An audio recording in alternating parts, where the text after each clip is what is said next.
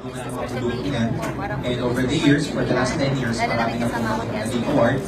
Which means na yung business, yung company, kaya stable because of the products. Hindi po tayo yung company na nag-concentrate lang purely by networking or recruit. In essence, kaya po yung company tumagal ng 10 years and marami na tayong award na natanggap simply because the products are really good. At present, ang AIM Global po nasa mahigit 15 countries all over the world. So, una-una, ibig sabihin yung mga products universal. Pag sinabi universal, para sa lahat ng tao. Walang pinipili. Am I right? So, ibig sabihin, kaya ganun ka hindi yung acceptable rate. In fact, I just came about 4 days ago, 5 days ago, I just came from Africa. Kasi sa African expansion natin, ang lakas po natin, we are the biggest and largest networking company in Nigeria, Kenya, and Uganda. And naging possible yun, ulitin ko, dahil nga sa acceptable or yung acceptance ng product natin. Simply because the products are universal.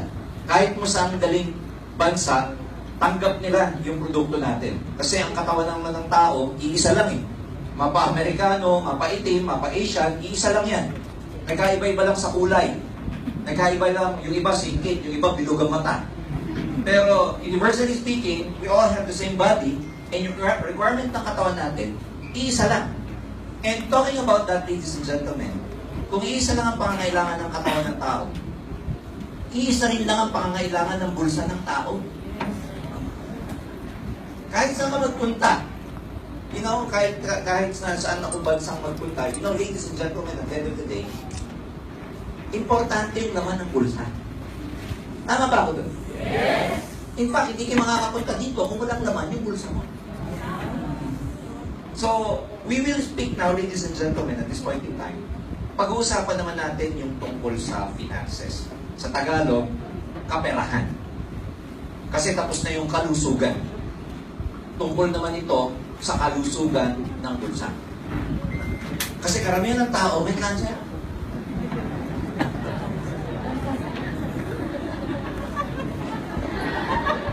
Cancer sa pitaka, cancer sa bulsa. So, yun naman ang pag-uusapan natin in the next few minutes. Sandali lang po ako magsasalita. Yun ang pag-uusapan natin because some people, they get offended pagka pinag-uusapan ng yung kaperahan. So, huwag muna tayo mag-plastikan kasi importante ang So, at this point in time, yun ang ipapaliwanag ko paano ang AIM Global pwedeng makatulong para magkaroon ng katuparan yung mga pangarap natin. Because at the end of the day, hindi mo matutupad yung pangarap mo pag wala kang pera. Diba maraming tao may pangarap, pero tanungin mo kumusta ang pangarap mo. Pangarap pa din. Kasi wala. Kasi dreams may cost. Ang pangarap may cost. Parang bahay, parang construction. May cost to eh. Hindi naman pwede magkaroon ka ng dreams nang walang cost. Parang pagkain, hindi ka pwede kumain nang walang pambayad.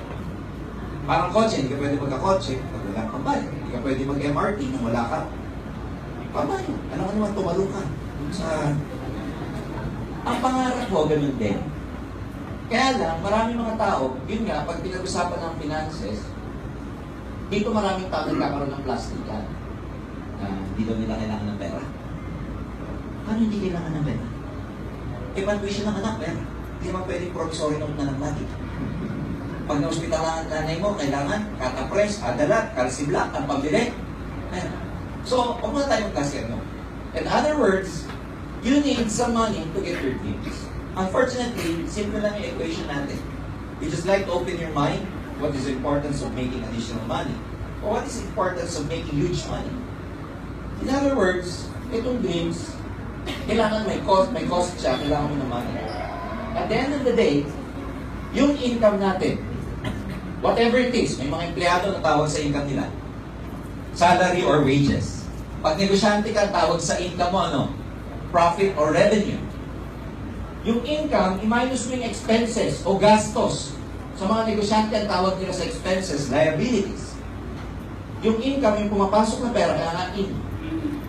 Yung income na pumapasok, i-minus lahat ng gastos. Pag may naiwan, yung pera. Pag wa naiwan, wa pera. Ang daling intindihin. Tama ba ako? Tama. Ang pumasok, 20 mil. Kasi karami ng call center agent, 20 mil ang sweldo. minus expenses, 20 mil din. What? Are you clear? May malala. 20 mil sweldo. Ang gastos, 25 mil. Ano tawag dito? Negative. Utang sa credit card. Yun na ibigay sa nanay, may hingi ulit. Yan ang ba dito hindi pa dumarating ang sweldo, ubus na.